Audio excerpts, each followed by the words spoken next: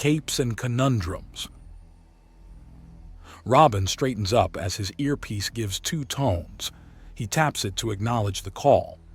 White, get down to the fourth tunnel. There are issues. Confirmed Overwatch. How are they doing otherwise? Robin asks. Well enough, but one of the girls is borderline vandalizing the playground. Overwatch answers even as Robin rushed down the hallway in question. He finds Darkscream hanging from a grate in the ceiling that she had been trying to rip out. She turns and stares at him while staring, and he just stares back for a bit. In retrospect, we should have considered this, he notes to himself. So there isn't a clue here? She asks. No. Please stop vandalizing the course. These are basically big hallways with occasionally little clues inside them. You don't have to swim, crawl, or do anything more than possibly crouch or use a light from your communicator to see things. I thought it was an obstacle course. It is, but the obstacle is more perception-based. These hallways echo and absorb sound at random based on the axiom here to confuse your senses. The light is nothing short of wonky, and there's blocking fields to prevent tracking via scent. Oh, so I not only have to find the clues, but find my way out and then have a little spar? Yes, you showed that you can do some basic moves in the first. Second was getting around without breaking delicate things, and now is navigation. There are multiple levels and numerous side paths and dead ends and loops. I passed a drop with a ladder. What happens if someone... Oh yes, that protection. Also, there are innumerable hidden cameras. The whole area qualifies more like an adult playground with an industrial theme, Robin says, and Darkscream just lets go of the grate and slams into the floor. He knows she's not hurt, but he winces in sympathy as she hits anyways. He then helps her up. That's still fun, she says, and he raises an inquisitive eyebrow. And weird. A very weird thing to do, Robin says.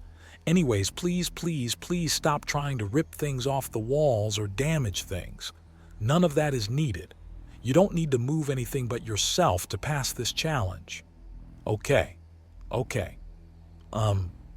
I can't sense the nearest camera, she says, looking around, and Robin nods. That's the idea. Now, do you have any more questions before I head on back to the end zone? Can I take a guess now? Do you want to risk it? Overwatch is telling me that you've not found all the clues or spoken to the others yet. Robin says, even though what Overwatch is actually whispering in his ear is that she hasn't found any of the clues. No, I'll take some time to try and figure this out properly. All right, if you chose to. White, this is Overwatch. You're needed back in the arena. Miss Beyond looks like she's ready to make a play. His earpiece states, and Robin nods. My time's up, excuse me. I'm needed elsewhere. Robin says to her, and she nods. Okay, so the clues don't need anything moved to find them. But that doesn't mean they're out in the open. Just that I don't need to pry anything up, and Darkscream's mutterings are cut off as he passes around the corner, and it's downright eerie.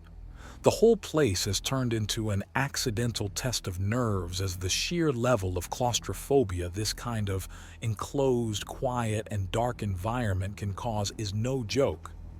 He nearly makes a wrong turn before arriving in the arena again and finding Ambush Knight there, watching El Reno flex as he explains something to her.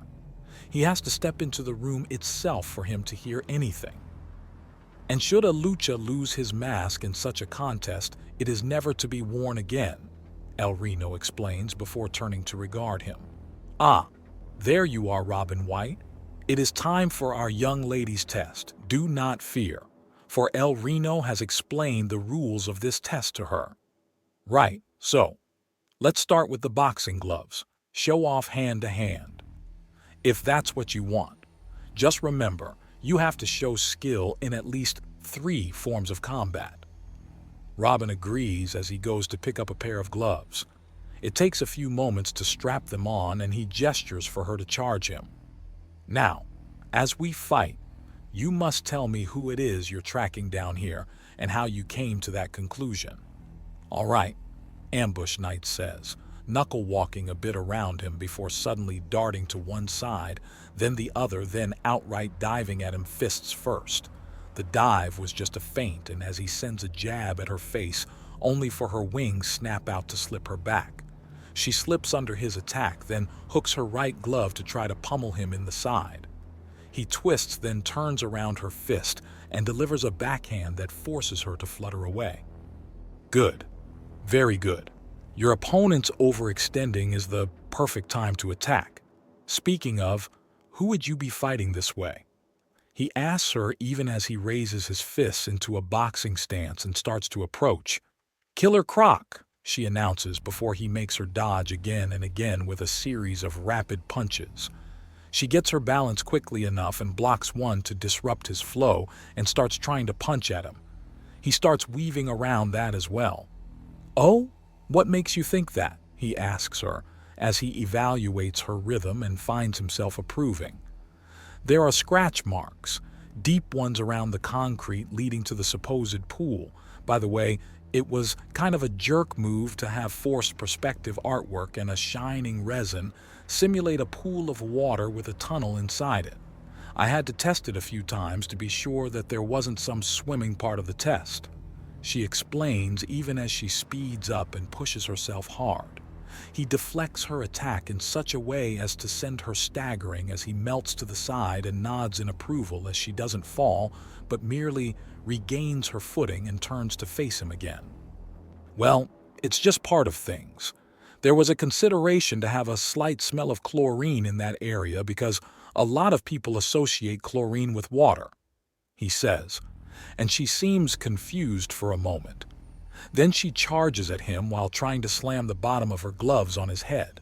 He dodges away from that easily by just stepping back far enough and returns with a heavy straight that she partially blocks, partially dodges, and staggers back from. Why would you put chlorine in water, or is most earth water full of it?" she asks. "It kills off dangerous microbes but is safe in small quantities. So it's a purifier to humans, one that usually means safe water." Robin remarks happy that she's actually charged him mid-explanation. It doesn't take him long to have a good rhythm. Still, claw marks isn't just Killer Croc. Not to mention there's all sorts of dangerous animals, mutants and what have you that can gouge out stone. "I know that. There are other clues," she protests and he nods. "Good. We can discuss that while we test out the next weapon. Your hand-to-hand skills are acceptable," he says, taking a step away and giving her a small bow. "What do we fight with next? We have pugil sticks, padded swords, padded eskrima sticks. Grappling is an option, and we have several targets if you want to practice your throwing. You need 2 more of our 5 options to pass. I want to play with the eskrima sticks. That's like sword fighting, right? Eskrima. I read the word in a translated comic, but it's a Filipino martial art, and the sticks are to help train with knives and swords.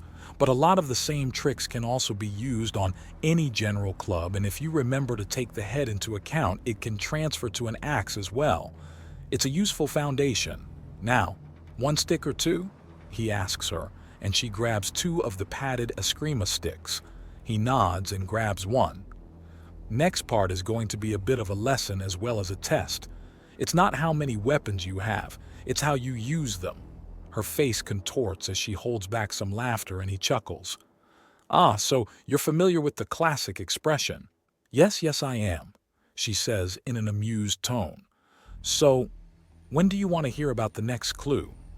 "When you fight me, which is at your discretion. Attack when ready," Robin says, and Ambush Knight lets out a slightly amused huff as she looks over him. "Yes, I'm aware that it's funny that you're fighting someone named Robin with eskrima sticks and you have Knight in your name." "You can use a staff if you want," she says, teasing him. "I'd prefer a pair of handguns." He counters and her eyes widen just to start chuckling. "Oh, edgy. She begins to say as she charges him mid-sentence. "Like it. Easy now, he says as he knocks away one of the sticks and dodging the other. She swings both at once to get him to step back, and she steps forward with him as she turns it into the windup for a stab. He melts to the side and deflects the 2 sticks to send her staggering forward. So, you were telling me about clues. Well, the second big clue was the damaged gun I found, she says, swiping with both sticks and getting dodged again. It was outright crushed in a way that suggests a hand grabbing it from above. She continues as she tries a windmill-style spin, and he punishes her by throwing her off balance and sending her staggering. Something that would have to be really tough to not be afraid of a bullet and strong to break the gun. She keeps going as she jumps forward and tries to swipe at him again, but he melts away and gives her a swat with the stick as punishment for getting reckless. But it would also need to be something that rarely or can't use a gun, she finishes. So it supports Killer Croc. So, a piece of your evidence is that they can't or won't use a gun. He asks her and she nods. Much like you can't use an eskrima stick.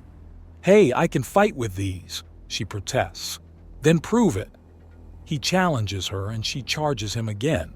He catches her 2 sticks on his and sighs. And you were doing so well. Then she gets angry and stomps on his foot, grabs it with her claw and slams forward as hard as she can to try and unbalance him. Try being the operative word. There we go, he says, even as El Reno claps with a laugh as she forces his stick away as best as she can and tries to grab onto his other foot with hers. The fight with sticks is turning into a weird wrestling match, and then she gets one of hers free and starts beating him on the side with it until he grabs her wrist and takes control of things to pin her. So I take it you want to try wrestling next? Good. You've got fire and passion. That's what we need. You passed the second test, although I recommend you spend some more time practicing. Robin compliments her before breaking away with all 3 of the eskrima sticks. He tosses them to El Reno, who catches them all in one hand with a slight spin. You have not been paying attention to the screens as El Reno has. Your next opponent comes quickly. El Reno warns Robin, who salutes him. So, next weapon, I'm going to need to hear about your next clue. I know you found at least 3. Robin asks, turning to Ambush Knight even as he takes a low stance so he can either charge or accept a charge. If it's all the same to you, I'd like to practice my throwing weapons, she says, and Robin blinks. Oh, okay. Did I get you all excited? She asks with a big grin. I plead the 5th, he says simply. What? She asks in confusion. I refuse to answer on the grounds that it will incriminate me, Robin states, and she chuckles in amusement.